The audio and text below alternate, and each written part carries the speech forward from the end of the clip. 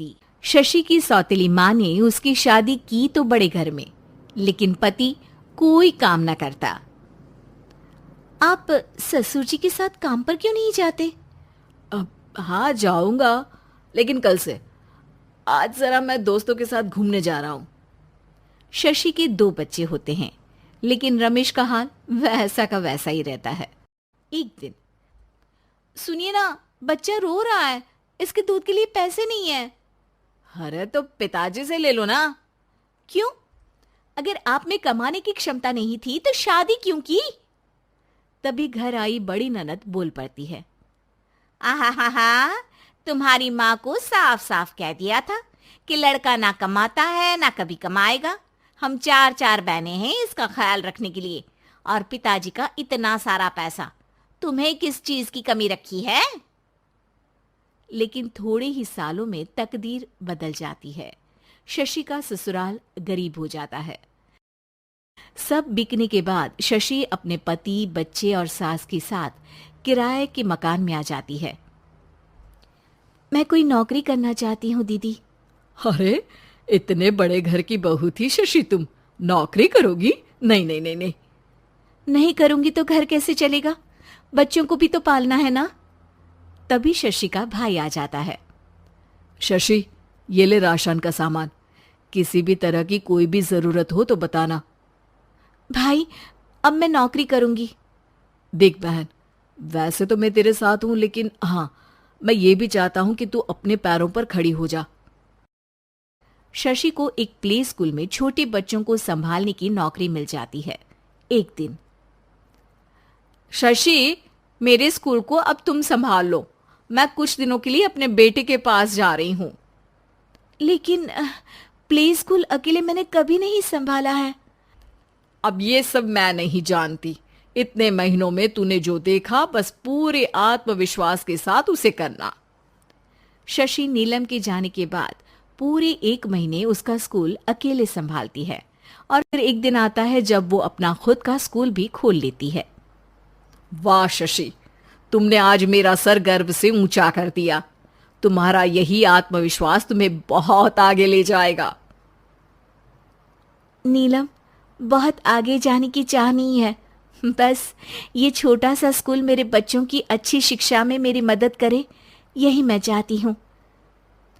शशि थोड़े थोड़े पैसों से ही अपना परिवार पाल रही थी। एक दिन उसके घर उसकी बड़ी ननद आती है।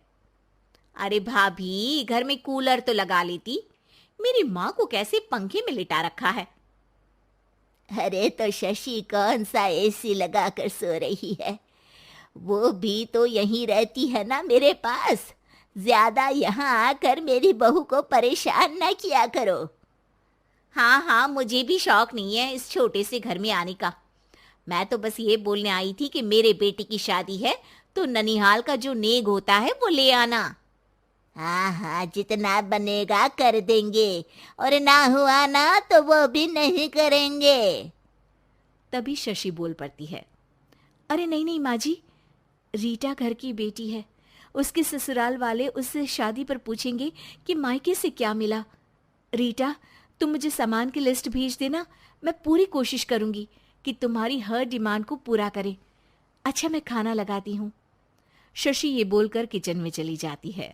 धीरे धीरे कर शशि किसी न किसी तरह अपनी सारी ननदों की डिमांड भी पूरी करती, बच्चों की ख्वाहिशें भी, और उनकी पढ़ाई के लिए पैसे जोड़ती। एक दिन जब शशि का बेटा 12वीं पास करके आता है। माँ, अब तुझे काम करने की जरूरत नहीं है, मैं अब कोई ना कोई नौकरी करके पढ़ाई भी साथ कर लिया करूंगा। शशि को लगता है कि बेटा और आगे पढ़ाई करे, लेकिन वक्त की मार के कारण वो बेटे को काम के लिए हाँ कर देती है। अब बेटा एक बैंक में चपरासी बन जाता है। लड़का देखने में तो बड़ा अच्छा है, अंग्रेजी भी पटर पटर बोलता है, फिर चपरासी क्यों? लड़का सारी बात मैनेजर को बता देता है। अच्छा, तो मैं तुझे एक मौका देता हूँ, तू यहाँ रहकर दूसरे डिपार्टमेंट का भी काम सीख। अगर तू किसी एक का भी काम अच्छे से सीख गया तो मैं तुझे यहाँ टेबल चेयर में बैठने वाली नौकरी दे दूंगा। लेकिन एक दिन शशि की ननद उसे फोन करती है। अरे भाभी, देखो, मायका तो मेरा तुम लोगों से ही है। मैंने आपके बेटे और मेरे भतीजे प्रदीप के लिए यहाँ एक नौकरी देखी है, पूरे 5,000 मिलेंगे। वैसे करता ही क्या है, चपरासी ही तो है ना। कोई बात नहीं रीटा, मैं उसे इस शहर के बाहर नहीं भेजना चाहती हूँ। बाकी वो शाम को आएगा तो मैं पूछ लेती हूँ। वहीं प्रदीप मैनेजर की बात से खुश हो जाता है और मैनेजर के काम पर ही नजर रखने लगता है। वो उनकी तरह के पेपर पढ़ता, काम करता और आने वाले लोगों की बातें सुनता। एक दिन बैंक में ऑडिट वाले आते हैं।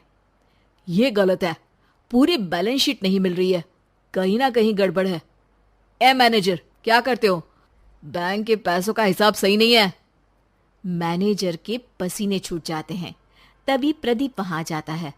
अब क्या मैं ये बैलेंस शीट देख सकता हूँ? अरे बेटा, मजाक नहीं, जाओ पानी लेकर आओ एक गिलास।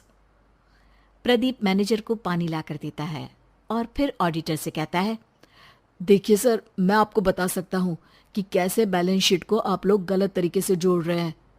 ऐसा बोलकर प्रदीप एक एक कर सारे डाउट क्लियर कर देता है।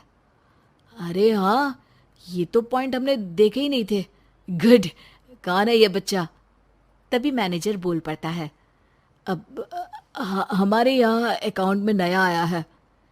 ऑडिटर के जाने के बाद, वाह प्रदीप, आज तो तुमने मेरी नौकरी बचा ली। और आपने भी तो मेरी नई नौकरी लगा दी, अकाउंटेंट की। बस फिर क्या था, प्रदीप ने एक बार जो सफलता की सीढ़ी चढ़ी, बस चढ़ता ही चला जाता है। फिर एक दिन शशि की ननद, अरे भाभी कैसी हो? घर को तो बड़ा ही सुंदर चमका रखा है। अरे बेटी, कैसे आना हुआ? तू तो इस छोटे से घर में आना भी नहीं चाहती थी। कोई खास काम है क्या? अब हाँ, वो माँ, मेरा जो मजला बेटा है ना, वो अकाउंट से पढ़ाई कर रहा है, तो प्रदीप से बोलकर उसकी भी कहीं अच्छी नौकरी लगा दो ना। सास और शशि समझ जाते हैं कि कैसे पैसे आते ही लोगों के बात करने के तरीके से लेकर रिश्ते निभाने तक में बदलाव आ जाता है।